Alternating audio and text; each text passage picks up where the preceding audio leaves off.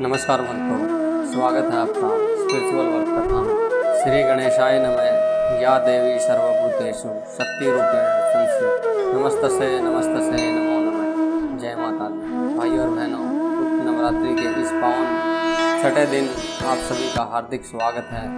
आज का दिन अत्यंत रहस्यमय, शक्तिमय और सिद्धिदायक माना गया है। आज हम माँ दुर्गा के छठे स्वरूप माँ कात्यायनी की महिमा का श्रवण करेंगे। साथ ही गुप्त तांत्रिक परंपरा में पूजित 10 महाविद्याओं में से माँ त्रिपुर भैरवी के दिव्य रहस्यों को भी जानेंगे। कहा जाता है कि जब संसार में अधर्म बढ़ जाता है, तब निर्दोषों की रक्षा करने वाला कोई दिखाई नहीं देता।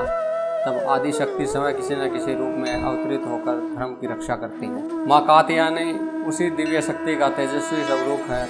वे केवल युद्ध की देवी नहीं, बल्कि न्याय, साहस, आत्मबल और धर्म की अधिष्ठात्री है। गुप्त नवरात्रि की साधना सामान्य नवरात्रि से भिन्न मानी गई है। जहाँ सामान्य नवरात्रि में भक्त माँ की भक्ति और आराधना करते हैं, वहीं गुप्त नवरात्रि में ऋषि, योगी और साधक एकांत में देवी की उपासना कर आत्म शक्ति का जागरण करते हैं। इसलिए इस नवरात्रि को गुप्त कहा गया है। छठे दिन की साधना का संदेश है भय का अंत और साहस का आरंभ। जो व्यक्ति अपने भीतर के डर, आलस्य, क्रोध, लोभ और मोह पर विजय पा लेता है, वही जीवन का वास्तविक विजेता बनता है। शास्त्र कहते हैं कि माँ कात्यायनी की कृपा से असंभव कार्य भी संभव होने लगते हैं। शत्रु शांत होते हैं, मन स्थिर होता है, परिवार में सुख शांति आती है और साधक का आत्मविश्वास कई गुना बढ़ जाता है। इसी दिन माँ त्रिपुरी भैरवी की साधना भी विशेष फलदायी मानी गई है। वे तप, अनुशासन, आत्म संयम और आध्यात्मिक जागरण की देवी है। उनकी कृपा से साधक के भीतर की नकारात्मकता नष्ट होकर दिव्य चेतना का उदय होता है। लेकिन प्रश्न है क्या आखिर माँ कात्यायनी का अवतार क्यों हुआ? कौन था वह महिषासुर जिसके अत्याचारों से तीनों लोग कांप उठे थे? और कैसे देवताओं के शुक्र तेज से प्रकट हुई माँ कात्यायनी ने धर्म की रक्षा की? इन सभी प्रश्नों का उत्तर जानने के लिए हम कथा को आगे बढ़ा रहे हैं। समय का चक्कर निरंतर चलता रहता है। जब जब पृथ्वी पर धर्म कमजोर पड़ता है और अधर्म अपने चरम पर पहुंच जाता है, तब तब आदि शक्ति समय किसी दिव्य रूप में प्रकट होकर संत और भक्तों की रक्षा करती है। पुराणों में वर्णन आता है कि प्राचीन काल में महिषासुर नाम का एक अत्यंत पराक्रमी असुर था। उसने वर्षों तक कठोर तपस्या कर भगवान वर्मा को प्रसन्न किया। जब भगवान वर्मा जी उनके सामने प्रकट हुए तो महिषासुर ने अमर होने का वर मांगा। वर्मा जी ने शांत स्वर में कहा, वत्स, इस सृष्टि में जो जन्म लेता उसका अंत भी निश्चित है। अमरता का वरदान किसी को नहीं दिया जा सकता। कोई दूसरा वर मांगो। महिषासुर कुछ क्षण सोचने लगा, फिर उसके मन में अहंकार उत्पन्न हुआ। उसने सोचा, पुरुष देवता तो मेरे सामने टिक ही नहीं सकते। यदि मृत्यु निश्चित है तो ऐसा वर मांगता हूँ जो मुझे लगभग अजय बना देगा। उसने वर्मा जी से कहा कि पितामह, मेरा वध केवल किसी स्त्री के हाथों ही हो। देवता, दानव, यक्ष, गंधर्व या कोई पुरुष मेरा अंत न कर सके। वर्मा जी ने कहा, तथास्तु। वरदान मिलते ही महिषासुर का स्वभाव बदल गया। विनम्रता समाप्त हो गई और अहंकार ने उसके हृदय पर अधिकार कर लिया। उसने विशाल सेना तैयार की और एक एक करके पृथ्वी के अनेक राज्यों पर अधिकार करना आरंभ कर दिया। जहाँ भी विरोध हुआ वहाँ विनाश हुआ। यज्ञ बाधित किए जाने लगे। ऋषियों के आश्रम उजाड़ दिए गए। गौओं की रक्षा करने वाले संतों को सताया जाने लगा। वेदों का पाठ रुकने लगे और धर्म संकट में पड़ गया। इतना ही नहीं, महिषासुर ने देवलोक पर भी आक्रमण कर दिया और देवताओं और असुरों के बीच भयंकर युद्ध हुआ, जो कई दिनों तक चलता रहा। वरदान के प्रभाव से महिषासुर विजयी हुआ। इंद्र का सिंहासन छीन गया। सूर्य, चंद्र, वरुण, अग्नि और वायु जैसे देवता भी अपने अपने लोक छोड़ने को विवश हो गए। स्वर्ग में असुरों का अधिकार हो गया और तीनों लोकों में भय का वातावरण फैल गया। पराजित देवता पहले भगवान वर्मा के पास पहुँचे। वहाँ से वे भगवान विष्णु और भगवान शिव के पास गए। सभी देवताओं ने हाथ जोड़कर कहा कि हे देव, अब हमारी रक्षा केवल आदि शक्ति ही कर सकती है। महिषासुर का अंत किसी स्त्री के हाथों ही संभव है। कृपया ऐसा उपाय कीजिए जिसमें धर्म की पुनः स्थापना हो। देवताओं की करुण पुकार सुनकर भगवान शिव का तीसरा नेत्र क्रोध से चमक उठा। भगवान विष्णु के मुख से दिव्य तेज निकला। वर्मा जी सहित सभी देवताओं के शरीर से भी अद्भुत प्रकाश प्रकट होने लगा। वह तेज इतना प्रचंड था कि चारों दिशाएं आलोकित हो उठी। पर्वत कांपने लगे, समुद्र की लहरें गर्जना करने लगी और आकाश दिव्य प्रकाश से भर गया। धीरे धीरे सभी देवताओं का वह तेज एक स्थान पर एकत्रित होने लगा और उसी दिव्य तेज से प्रकट होने वाली थी जगत जननी, सिंहवाहिनी, धर्म की रक्षिका माँ कात्यायनी। लेकिन माँ का दिव्य स्वरूप कैसा था? देवताओं ने उन्हें कौन से दिव्य अस्त्र शस्त्र प्रदान किए? महिषासुर कात्यायन से उनका क्या संबंध था?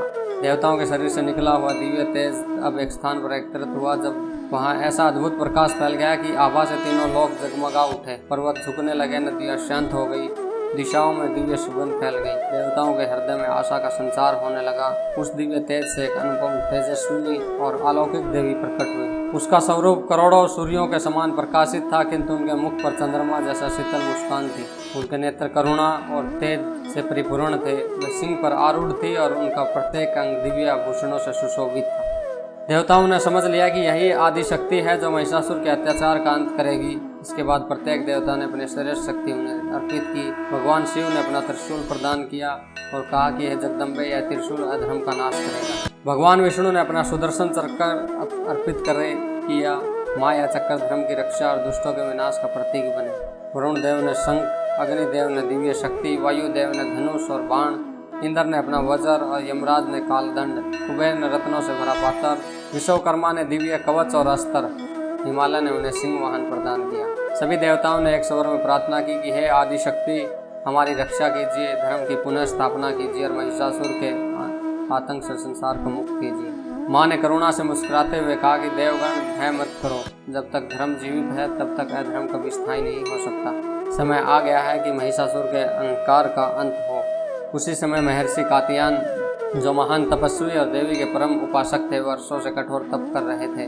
उनका एक ही संकल्प था कि हे आदिशक्ति, यदि आप मुझ पर प्रसन्न है तो मेरी पुत्री के रूप में अवतरित होकर संसार का कल्याण करें। माँ उनकी तपस्या से प्रसन्न हुई और उनके आश्रम में प्रकट होकर बोली, ऋषिवर, तुम्हारी भक्ति और तप से मैं अत्यंत प्रसन्न हूँ। मैं तुम्हारे आश्रम में पुत्री रूप में पूजित हो जाऊंगी, इसलिए संसार मुझे कात्यायनी नाम से जानेगा। महर्षि कात्यायन की आंखों से आनंद के आंसू बह निकले। उन्होंने विधि पूर्वक देवी की पूजा की, वैदिक मंत्रों से उनका अभिषेक किया और संपूर्ण आश्रम जय माँ कात्यायनी के जय घोष से गूंज उठा। इधर महिषासुर तक यह समाचार पहुंचा कि अद्भुत तेजस्विनी देवी प्रकट हुई है। वह अहंकार से हंस पड़ा और बोला, एक स्त्री मेरा क्या बिगाड़ लेगी। देवता समय मुझसे हार चुके हैं। यदि वह युद्ध चाहती है तो मैं उसका भी अंत कर दूंगा। लेकिन महिषासुर यह नहीं जानता था कि सामने कोई साधारण स्त्री नहीं बल्कि समय जगतजननी आदि शक्ति खड़ी है, जिनके एक संकल्प से ब्रह्मांड की शक्तियां जागृत हो जाती हैं। यहीं से आरंभ होने वाला था देव और दानवों के इतिहास का सबसे महान युद्ध। एक ऐसा युद्ध जो केवल अस्त्रों का नहीं बल्कि धर्म और अधर्म, विनम्रता और अहंकार, सत्य और असत्य के बीच होने वाला था। महर्षि कात्यायन के आश्रम से जब माँ कात्यायनी के दिव्य प्रकट्य का समाचार चारों दिशाओं में फैलने लगा तब महिषासुर के महल तक भी यह बात पहुँच गई। लेकिन महिषासुर अभी अभिमान इतना बढ़ चुका था कि उसने कहा, नहीं, पहले उसे संदेश भेजो। यदि वह मेरी रानी बन जाए तो उसका सम्मान होगा, अन्यथा युद्ध भूमि में उसका अंत निश्चित है। माँ कात्यायनी के पास पहुंचा दूत, उसने सिर झुकाकर कहा, देवी, हमारे स्वामी महिषासुर तीनों लोकों के विजेता हैं। वे आपको अपनी महारानी बनाना चाहते हैं। यदि यह प्रस्ताव स्वीकार कर ले तो युद्ध की आवश्यकता नहीं पड़ेगी। माँ कात्यायनी ने शांत किंतु तेजस्वी स्वर में उत्तर दिया, जाकर अपने स्वामी से कह दो कि मैंने बचपन से एक ही प्रण लिया है। मैं उसी से विवाह करूंगी जो युद्ध भूमि में मुझे पराजित कर सके। यदि उसमें सामर्थ्य है तो युद्ध के लिए आए। युद्ध कांपता हुआ लौट आया। जब उसने माँ का संदेश सुनाया तो महिषासुर क्रोध से आग बबूला हो गया। एक स्त्री ने मुझे युद्ध की चुनौती दी है। अब मैं समय युद्ध भूमि में जाऊंगा और उसका अभिमान चूर कर दूंगा। कुछ ही समय में रणभूमि सज गई। असुरों की विशाल सेना नगाड़े बजाते हुए आगे बढ़ी। हाथियों की चिंगाड़, घोड़ों की टापें और सैनिकों की गर्जना से धरती कांपने लगी। उधर माँ कात्यायनी सिंह पर आरूढ़ थी। उनके मुख पर भय नहीं बल्कि दिव्य शांति का तेज था। देवता आकाश से पुष्प वर्षा कर रहे थे और ऋषि मुनि प्रार्थना कर रहे थे, हे जगदम्बे, धर्म की रक्षा कीजिए। युद्ध का शंखनाद हुआ। महिषासुर की सेना ने चारों ओर से आक्रमण कर दिया। असंख्य बाण, भाले और गदाएं माँ की ओर बढ़ी। माँ ने अपने धनुष से एक ही बार में इतने बाण छोड़े कि आकाश प्रकाश से भर गया। असुरों के अस्त्र बीच मार्ग में ही नष्ट हो गए। सिंह ने दहाड़ मारकर अनेक असुरों को युद्ध भूमि में दूर फेंक दिया। सेनापति एक एक करके आगे आए, लेकिन माँ के दिव्य अस्त्रों के सामने कोई नहीं टिक सका।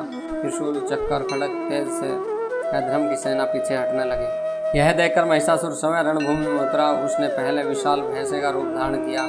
उसकी गर्जना से पर्वत हिलने लगे। फिर वह कभी सिंह बना तो कभी हाथी, कभी विशाल योद्धा। अपनी मायावी शक्तियों से बार बार रूप बदलने लगा। लेकिन माँ कात्यायनी शांत थी। वह जानती थी कि अहंकार चाहे कि जितने भी रूप बदल ले, सत्य अंत उसे पराजित ही करता है। युद्ध और विभीषण होने लगा। देवता श्वास रोककर उस दृश्य को देख रहे थे।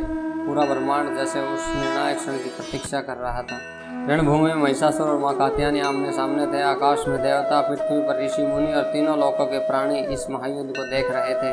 यह केवल एक युद्ध नहीं था बल्कि धर्म और अधर्म, अहंकार और विनम्रता, अन्याय और न्याय का निर्णायक संघर्ष था। महिषासुर ने क्रोध से गर्जना की, देवी, अभी भी समय है, मेरी शक्ति स्वीकार कर लो, अन्यथा तुम्हारा अंत निश्चित है। माँ कात्यायनी मुस्कुराई और शांत स्वर में बोली, महिषासुर, शक्ति का उद्देश्य अत्याचार नहीं, संरक्षण है। तुम्हारे अहंकार ने तुम्हें सत्य से दूर कर दिया, अब तुम्हारे कर्मों का फल तुम्हें अवश्य मिलेगा। इतना सुनते ही महिषासुर ने अपनी इस विशाल सेना के रूप में आक्रमण कर दिया। उनकी टक्कर से पर्वत हिलने लगे, वृक्ष उखड़ गए, धरती कांप उठी। सिंहों से माँ के सिंह पर प्रहार करना चाहा, किंतु सिंह फुर्ती से एक और हट गया। माँ ने अपने धनुष से तीक्ष्ण बाणों की वर्षा की। वे बाण महिषासुर के कवच को भेदते गए, परंतु ये अपनी मायावी शक्ति से वह फिर रूप बदलकर एक विशाल सिंह बन गया। भयंकर गर्जना की और आकाश तक छलांग लगा दी। माँ ने सुदर्शन चक्र के सामने घूमते हुए अपने दिव्य अस्त्र से उसका आक्रमण विफल कर दिया। महिषासुर फिर हाथी बना। उसने अपनी सूंड से पर्वत जैसी विशालाएं उठाकर फेंकी, लेकिन माँ ने त्रिशूल के एक ही प्रहार से उन्हें चूर चूर कर दिया। देवताओं ने एक स्वर में पुकारा, जय जगदम्बे, जय अम्बे, जय कात्यायनी, धर्म की विजय हो। और महिषासुर पुनः अपने भैंसे के रूप में आ गया। उसका क्रोध चरम पर था, किंतु उसका अहंकार उससे विवेक को ढह चुका था। तभी माँ कात्यायनी सिंह से उतरी और उन्होंने एक हाथ से महिषासुर को दबाया, दूसरे हाथ से उसका सिंह पकड़ लिया, तीसरे हाथ में धारण किए दिव्य त्रिशूल से उसके वक्ष पर प्रहार किया। महिषासुर तड़प उठा। उसी क्षण अपने असली से असुर रूप में प्रकट हुआ। माँ अपने दिव्य खड्ग से उसका अंत कर दिया। महिषासुर के धराशायी होते ही रणभूमि में गहरा मौन छा गया। अगले ही क्षण आकाश जय माता दी के घोष से गूंज उठा। देवताओं ने पुष्प वर्षा की, गंधर्वों ने गीत गाए, अप्सराएं नृत्य करने लगी और ऋषि मुनियों ने वेद मंत्रों का उच्चारण प्रारंभ कर दिया। देवराज इंद्र ने हाथ जोड़कर कहा कि हे जगदम्बे, आज आपने केवल हमारा राज्य नहीं लौटाया, बल्कि धर्म, सत्य और न्याय की भी रक्षा की है। हम सदा आपके ऋणी रहेंगे। माँ कात्यायनी ने करुणामयी दृष्टि से सभी को देखा और कहा, जब जब संसार में अधर्म बढ़ेगा, जब जब भगत संकट में होंगे, जब जब निर्दोषों पर अत्याचार होगा, तब तब मैं किसी न किसी रूप में प्रकट होकर उनकी रक्षा करूँगा। यही कारण है कि नवरात्रि के छठे दिन माँ कात्यायनी की पूजा विशेष फलदायी मानी जाती है। वे भक्तों को साहस, विजय, आत्मविश्वास, धर्म पालन और संकटों से रक्षा का आशीर्वाद प्रदान करते हैं। लेकिन गुप्त नवरात्रि का छठा दिन केवल माँ कात्यायनी तक सीमित नहीं। तांत्रिक परंपरा में इस दिन 10 महाविद्याओं में माँ त्रिपुर भैरवी की साधना का विशेष महत्व है। महिषासुर के वध के बाद तीनों लोकों में पुनः शांति स्थापित हो गई। देवताओं ने अपने अपने लोक प्राप्त किए और ऋषि मुनियों ने यज्ञ तपस्या पुनः आरंभ कर दी। किंतु गुप्त नवरात्रि का छठा दिन केवल माँ कात्यायनी की विजय का उत्सव नहीं, बल्कि 10 महाविद्याओं में से माँ त्रिपुर भैरवी की आराधना का भी अत्यंत पवित्र अवसर माना जाता है। शासक परंपरा में माँ त्रिपुर भैरवी को तप, योग, आत्म संयम, साधना, आध्यात्मिक जागरण की अधिष्ठात्री देवी माना गया है। उनका स्वरूप भगत के भीतर सोई हुई दिव्य शक्ति को जागृत करने का प्रतीक है। कथा आती है कि एक बार भगवान शिव ने माता पार्वती से कहा कि देवी, संसार में अनेक लोग ज्ञान चाहते हैं, परंतु बिना तप और अनुशासन के सिद्धि प्राप्त करना चाहते हैं, ऐसा कभी संभव नहीं। माता पार्वती मुस्कुराई और बोली, स्वामी, तब मैं ऐसे रूप में प्रकट होंगी जो साधकों को यह सिखाए कि आत्म विजय के बिना कोई भी विजय पूर्ण नहीं होती। उसी दिव्य संकल्प से माँ त्रिपुर भैरवी का प्रकाट्य माना गया है।